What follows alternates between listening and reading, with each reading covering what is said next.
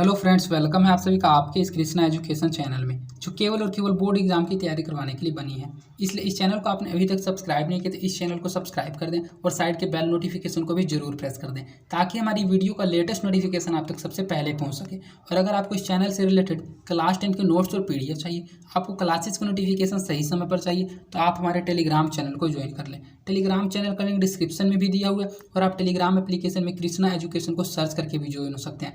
ये आर्ट सब हमारे चैनल के नाम से हटा दिया गया, हमारे चैनल का नाम चेंज कर दिया गया। क्यों किया गया, इस पर मैंने एक स्पेशल वीडियो बना रखा है, आप उसको देखकर ये भी जान सकते हैं। तो चलिए इस वीडियो में आगे की ओर बढ़ते हैं। आज हम आपको इस वीडियो में कक्षा 10 का हिंदी वर्णिका भाग 2 का तीसरा पाठ माँ कहानी का सब्जेक्टिव क्वेश्चन करवाने वाला हूँ। अर्थात आज हम आपको माँ कहानी पाठ का लघु उत्तरीय प्रश्न उत्तर को पढ़ाएंगे। और अगर आपको कक्षा 10 के हिंदी वर्णिका भाग 2 के किसी अन्य पाठ के वस्तुनिष्ठ प्रश्न उत्तर, लघु उत्तरीय प्रश्न उत्तर या फिर उस पाठ की व्याख्या की वीडियो को देखना है, तो आप डिस्क्रिप्शन में दिए गए लिंक हिंदी वर्णिका वस्तुनिष्ठ प्रश्न उत्तर, लघु उत्तरीय प्रश्न उत्तर और संपूर्ण व्याख्या 2023 के प्लेलिस्ट में जाकर किसी भी पाठ के किसी भी वीडियो को आसानी से देख सकते हैं। तो चलिए बिना देर करते हुए इस वीडियो में हम आपको इस पाठ का लघु उत्तरीय प्रश्न उत्तर को पढ़ाते हैं। हिंदी गोधूली में दो टाइप का क्वेश्चन होता था, एक होता था पाठ के साथ, एक होता था पाठ के आसपास। लेकिन इसमें आपका सिर्फ एक ही टाइप का क्वेश्चन होता है, बोध और अभ्यास। अगर आपके पास बुक है तो एक बार बुक को मैच कर लीजिएगा, सेम बुक के क्वेश्चन को यहाँ पढ़ाया जाता है।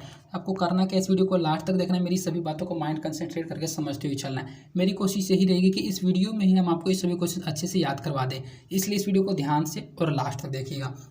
हमारा पहला क्वेश्चन है, मंगू के प्रति माँ और परिवार के अन्य सदस्यों के व्यवहार में जो फर्क है उसे अपने शब्दों में लिखें। अर्थात जो मंगू है वह पागल लड़की थी, गूंगी लड़की थी, तो उसके बारे में पाठ में मैंने आपको अच्छे से पढ़ा रखा है। तो वही इसमें पूछा जाएगा कि मंगू के प्रति माँ और परिवार के अन्य सदस्यों में जो व्यवहार में फर्क था उसे अपने शब्दों में लिखें, अर्थात उसे अपने शब्दों में बताएं।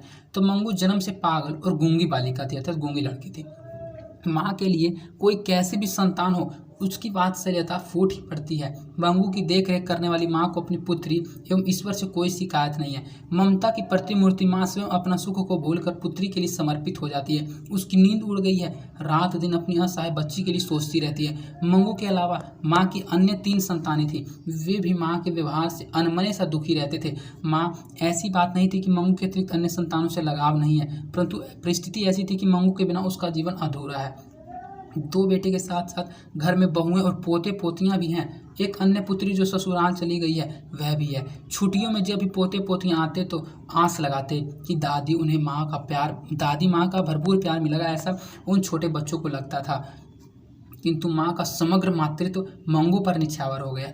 मातृत्व के सने में खिंची बहुएं माँ जी के प्रति अन्याय कर बैठती है। माँ के अतिरिक्त परिवार के अन्य सदस्य मंगू को पागल खाना में भर्ती कराकर निश्चित हो जाना चाहते हैं, किंतु माँ बराबर इसका विरोध करती रहती है। माँ जी को अस्पताल में गौशाला समझती है, इसलिए माँ जी घर में भी डॉक्टरों को बुलाकर इलाज कराती है। लोगों के बहुत कहने सुनने के बाद वह मंगू को अस्पताल में भर्ती कराकर लौट कर आती है, किंतु वह मंगू की तरह व्यवहार करने लगती है, अर्थात वह भी पागल हो जाती है। तो इस पूरे आंसर का इस पूरे क्वेश्चन का जो आंसर है ये लॉन्ग है, थोड़ा लॉन्ग इसलिए क्योंकि क्वेश्चन 5 नंबर का क्वेश्चन में पूछा जाता है, एग्जाम में ऐसा आता है अपने शब्दों में लिखें। तो इसका जरूरी नहीं कि जो मैंने आपको आंसर पढ़ा है वही आपको लिखना है, आपको सिर्फ अच्छे से इसके आंसर को समझ जाना है और अपने लैंग्वेज के अनुसार इसका आंसर लिखना है कि मंगू के प्रति माँ और परिवार के अन्य सदस्यों के व्यवहारों में क्या फ़र्क था। तो मंगू के प्रति माँ का जो व्यवहार था वह बहुत अधिक अच्छा था, क्योंकि माँ का अपने बच्चे के प्रति बिल्कुल अच्छा व्यवहार रहता है, चाहे वह पागल हो, गूंगा हो, चाहे कुछ भी हो। लेकिन जो परिवार के अन्य सदस्य थे इन सभी चीज़ों को देखकर तंग आ गए थे, इसलिए वे उसको पागल खाना अर्थात अस्पताल में भर्ती करवाना चाहते थे। इसके बाद हमारा नेक्स्ट क्वेश्चन है, माँ मंगू को अस्पताल में क्यों नहीं भर्ती कराना चाहती थी, विचार करें। अर्थात माँ जो थी वह मंगू को अस्पताल में भर्ती क्यों नहीं कराना चाहती थी, इस बात पर विचार करें, तो इस बात के बारे में बताएं। तो माँ अस्पताल की व्यवस्था में मन ही मन काँप जाती थी। अर्थात माँ जो थी उसकी, मंगू की, वह अस्पताल की व्यवस्था को सोचकर मन ही मन काँप जाती थी। वह लोगों को अस्पताल के लिए गौशाला की उपमा देती थी। मंगू बिस्तर पर खाना पेशाब कर देती थी। वह खिलौने पर ही खाती थी, खिलाने पर ही खाती थी, खिलौने नहीं खिलाने पर, वह खिलाने पर ही खाती थी। माँ जी को आत्मविश्वास था कि अस्पताल में डॉक्टर, नर्स आदि सभी काम पूरा करेंगे, बिस्तर भीगने पर कौन उसे कपड़े और बिस्तर बदलेगा। माँ जी मन ही मन इस तरह की विभिन्न प्रश्न उठा करते थे, इन्हीं कारण में मंगू को अस्पताल में भर्ती नहीं कराना चाहती थी। ये क्वेश्चन आपके एग्जाम में 2 नंबर का पूछा जाता है, इसको अच्छे से याद रखिएगा। इसमें कुछ ज़्यादा याद नहीं रखना, आपको याद यही रखना है कि मंगू की जो माँ थी वह मंगू को अस्पताल में भर्ती क्यों नहीं कराना चाहती, इसके बारे में बताएं। तो मंगू की जो माँ थी उसको लगता है कि अस्पताल में उसका इतना अच्छे तरह से देखभाल नहीं किया जाएगा जिस प्रकार मैं करती हूँ, क्योंकि मंगू बिस्तर पर पेशाब पाखाना कर देती थी। वह खिलाने पर ही खाती थी, अर्थात स्वयं से खाना नहीं खाती थी। माँ जी को आत्मविश्वास था कि अस्पताल में डॉक्टर नर्स आदि इसका सभी काम पूरा करेंगे, बिस्तर भीगने पर कौन इसके कपड़े और बिस्तर बदलेगा। माँ जी मन में इसी तरह के विभिन्न प्रश्न उठा कर इन्हीं कारणों से मंगू को अस्पताल में भर्ती कराना नहीं चाहती थी। कुसुम के पागलपन में सुधार देख मंगू के प्रति माँ और परिवार के समाज की प्रतिक्रिया को अपने शब्दों में लिखें। मैंने अभी पहला क्वेश्चन आपको ऐसा ही करवाया, अपने शब्दों में लिखें। ऐसा क्वेश्चन का जो आंसर होता है कम से कम आपको 15 से 13 लाइनों में, 13 से 15 लाइनों में इसका आंसर लिखना होता है, क्योंकि इस टाइप का क्वेश्चन आपके एग्जाम में 5 नंबर का पूछा जाएगा और इसका भी आंसर लॉन्ग है। इसलिए आंसर लॉन्ग देखकर ऐसा नहीं कि आप वीडियो छोड़कर चले जाइएगा। आपको करना है कि इस वीडियो को अच्छे से देखना और समझना है, और समझ जब आप अच्छे से जाइएगा तो आप अपने लैंग्वेज के अनुसार भी इसका आंसर लिख सकते हैं। इसलिए अच्छे से इस क्वेश्चन के आंसर को समझते हुए चलिए। कुसुम एक पढ़ने लिखने वाली लड़की है। उसकी माँ चल बसी है, अर्थात उसकी माँ की मृत्यु हो गई है। अचानक वह भी पागल की तरह आचरण करने लगती है। उसे टट्टी पेशाब का ध्यान नहीं रहता है। कुसुम को अस्पताल में भर्ती की बात सुनकर माँ जी को लगा कि शायद उसकी माँ जीवित होती तो अस्पताल में भर्ती न करने देती। कुसुम अस्पताल में भर्ती कर दी जाती है। डॉक्टर नर्स आदि की देख रेख में कुसुम धीरे धीरे ठीक होने लगती है। कुसुम ठीक होने पर घर आती है। सभी उससे मिलने के लिए आते हैं। माँ जी उससे विशेष रूप से मिलती है। कुसुम की बातों से माँ जी का हृदय बदल जाता है। उन्हें भी अस्पताल के प्रति श्रद्धा उत्पन्न हो गई। गांव के लोगों ने माँ जी को समझाया कि एक बार अस्पताल में भर्ती कराकर तो देखो इस मंगू को, यदि ठीक नहीं हुई तो मंगू को वापस बुला लेना। अंत में माँ जी ने भर्ती कराने का निर्णय लिया। उन्होंने अपने बड़े पुत्र के पास पत्र भेजा। पत्र मिलते ही बड़ा पुत्र आ गया और माँ जी के साथ मंगू को लेकर अस्पताल में गया। अस्पताल में भर्ती कराकर माँ जी लौट आती है। अर्थात इस क्वेश्चन में आपसे ये पूछा जा रहा था कि जो कुसुम थी, उस कुसुम के पागलपन में सुधार देकर मंगू के प्रति माँ और उसके परिवार और समाज की प्रतिक्रिया कैसी थी उसको अपने शब्दों में लिखें। तो इसमें आपको सिर्फ यही लिखना है कि जो कुसुम थी उसकी माँ नहीं थी, अर्थात उस पढ़ने लिखने वाली लड़की थी, वह बड़ी लड़की थी, लेकिन उसकी माँ चल बसी थी, अर्थात उसकी माँ की मृत्यु हो गई थी। उसको भी अचानक वह पागल हो जाती है, उसको भी टट्टी पेशाब का ध्यान नहीं रहता, इसलिए उसको गांव के लोग मिलकर अस्पताल में भर्ती करा देते हैं और अस्पताल में वह डॉक्टर नर्स की देख रेख में ठीक हो जाती है। जब ठीक होकर गाँव आती है तो उसको देखकर सभी गाँव के लोग जाते हैं और माँ जी भी जाती है, मंगू की माँ। तो मंगू की माँ को सभी लोग सलाह देते हैं कि कुसुम जब अस्पताल में भर्ती कराने से ठीक हो गई तो मंगू भी ठीक हो जाएगी। और जब है कुसुम से अन्य बातों को पूछती है तो उससे को भी अस्पताल के प्रति मन में श्रद्धा जग जाता है और वह भी निर्णय लेती है कि मैं एक बार अस्पताल में भर्ती कराकर मंगू को जरूर देखूंगी, क्या पता ये भी ठीक हो जाए। इसलिए वह अपने बड़े पुत्र को पत्र लिखती है और उसका बड़ा पुत्र पत्र मिलते ही आ जाता है और माँ जी के साथ मंगू को लेकर अस्पताल में जाता है और अस्पताल में भर्ती कराकर माँ जी लौट आती है। कहानी के शीर्षक की सार्थकता पर विचार करें। इस कहानी का शीर्षक है माँ, बहुत अच्छा शीर्षक है माँ। तो इस कहानी का जो शीर्षक है उसकी सार्थकता कहाँ तक सार्थक है उसके बारे में आपको बताना है। तो किसी भी कहानी का शीर्षक धोरी होता है, जिसके इर्द गिर्द कहानी घूमती रहती है, अर्थात शीर्षक ऐसा होना चाहिए कि उसके इर्द गिर्द कहानी घूमता रहे, उसका नाम बार बार आता रहे। किसी भी कहानी के शीर्षक की सफलता, औचित्य और मुख्य विचार, लघुता, भाव, व्यंजना आदि पर निर्भर करता है। अर्थात किसी भी शीर्षक की जो सफलता है उसी पर निर्भर करता है कि वह शीर्षक जो बिल्कुल छोटा हो और छोटा होने के साथ साथ वह भाव और व्यंजना आदि को व्यक्त करता है उस कहानी में। तो इस कहानी का शीर्षक कितना छोटा है, माँ, तो वही आपको समझना है।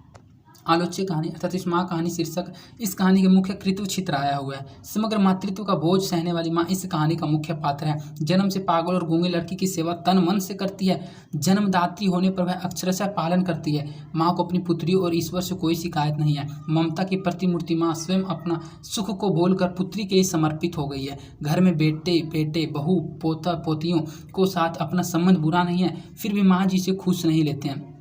अर्थात जो उसका संबंध है वह अन्य लोगों से बुरा नहीं है, फिर भी माँ जी उससे खुश नहीं रहते हैं। वे समझते हैं कि माँ जी पागल बेटी के लिए स्वयं पागल हो गई है। पढ़ने लिखने वाली कुसुम जब पागल की तरह आचरण करने लगती है और अस्पताल में भर्ती कराया जाता है तो मन ही मन वह दुखी हो जाती है। वह सोचती है कि अगर उसकी माँ होती तो वह उसको अस्पताल में भर्ती नहीं कराने देती। वह सोचती है कि मातृहीन कुसुम आज विवश है, यदि उसकी माँ होती तो अस्पताल में भर्ती नहीं कराने देती। कुसुम के ठीक होने के बाद गाँव के लोगों के कहने सुनने पर माँ जी भी अंततः मंगू को अस्पताल में भर्ती करा देती है, किंतु वह स्वयं पागल हो जाती है। एक माँ अपनी संतान को समझ सकती है, संतान कैसी भी हो, किंतु उसकी ममता में कभी भी कोई कमी नहीं आती है। वस्तुतः इन दृष्टांतों से स्पष्ट होता है कि प्रस्तुत कहानी का जो शीर्षक है, जो महाशीर्षक है, वह सार्थक और बिल्कुल ही समाचीन है।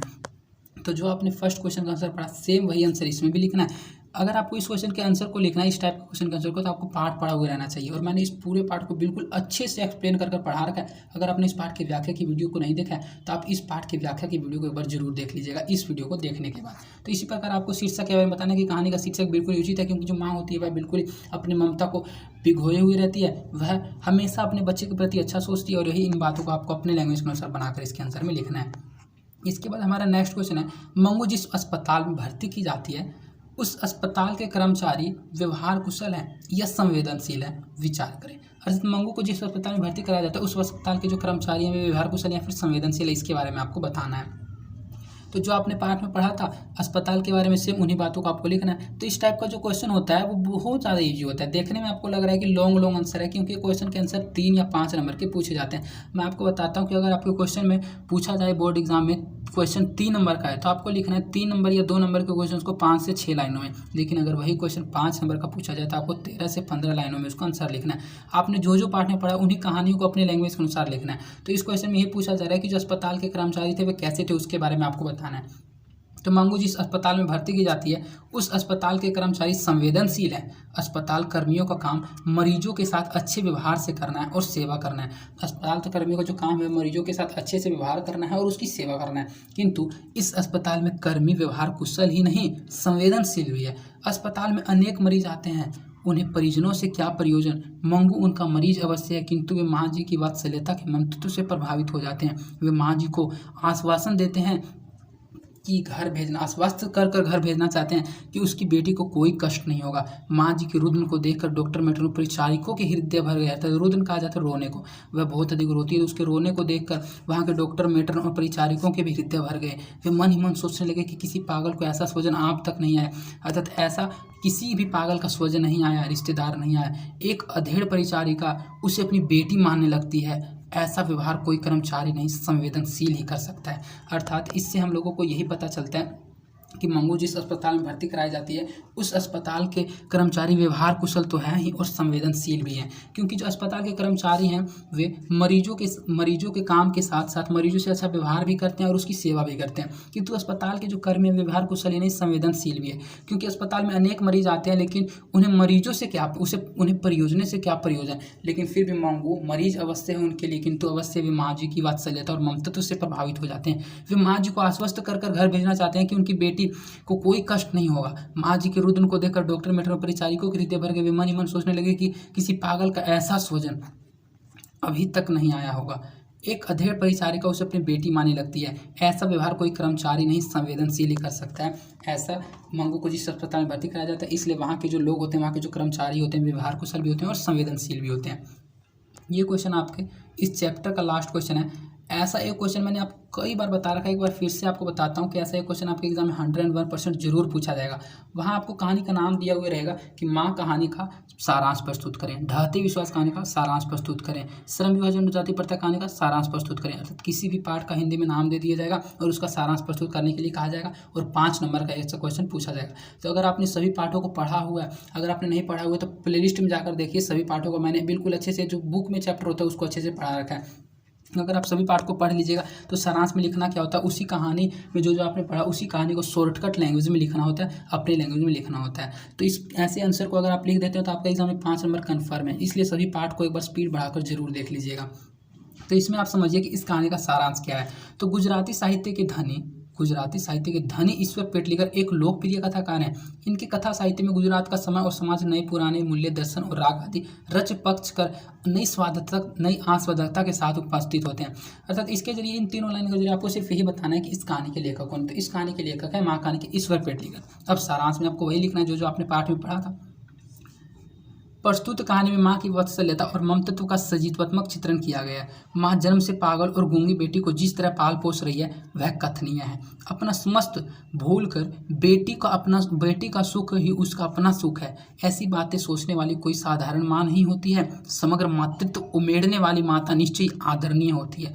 माँ जो मंगू के प्रति अतिरिक्त बेटा बेटी, पोता पेटी और बहुएं भी हैं। अर्थात जो माँ जी थी उसकी मंगू के अतिरिक्त उसके 2 बेटे थे, एक बेटी थी जो ससुराल में चली गई थी, पोता पोतियाँ भी थी। लेकिन फिर भी माँ जी को ऐसा नहीं है कि अन्य सदस्यों से लगाव नहीं है, उसको अन्य सदस्यों से भी लगाव है, किंतु वह मंगू को ही समर्पित है। अन्य सदस्य माँ जी को दूसरी नज़र से देखते हैं, फिर भी उन पर कोई प्रभाव नहीं पड़ता है। पागल के अस्पताल में वह मंगू को भर्ती कराना नहीं चाहती है। कुसुम के ठीक होने एवं लोगों के कहने सुनने पर वह मंगू को अस्पताल में भर्ती कराने जाती है। अस्पताल कर्मियों की संवेदनशीलता से प्रभावित हो जाती है। वह मंगू को अस्पताल में भर्ती कराकर लौट आ जाती है। माँ की आंखों के सामने मंगू का प्रतिबिंब झलकने लगता है। रात में उन्हें नींद नहीं आती। माँ की सिसकों से बेटे को आंखों से अश्रु धारा बहने लगती है। माँ के प्रति बेटे के मन में विविध भाव उठने लगते हैं। माँ को सोता समझ कर बेटा अपनी पलकें गिरा ली। माँ जी जो थी वह अचानक मंगू की तरह आचरण करने लगती है। मंगू की सहकर्मिनी आज सुबह मंगू बन गई है। जो मंगू की सहकर्मिनी है वह आज स्वयं मंगू बन गई है। वस्तुतः इस कहानी में लेखक ने माँ की ममता का सजीवात्मक विश्लेषण किया है। अर्थात इस कहानी में मंगू की जो माँ थी वह भी पागल हो जाती है। तो अगर आपने इस क्वेश्चन के आंसर को ध्यान से पढ़ा होगा और अगर आपने पाठ को पढ़ा हुआ होगा तो आपको पता होगा कि पूरे कहानी को इस लैंग्वेज में अच्छे से बता दिया गया। और अगर आपने इन सभी क्वेश्चन के वीडियो को अच्छे से देखा तो मैं आशा करता हूँ कि अगर आपने कहानी को नहीं भी पढ़ा तो आपको कहानी समझ आ गया होगा कि इस कहानी में हुआ क्या होगा। तो ऐसा ही आपको सारांश लिखना है कि जो आपने पाठ में पढ़ा उसी को आपको शॉर्टकट लैंग्वेज में लिखना था, वही सारांश होता है।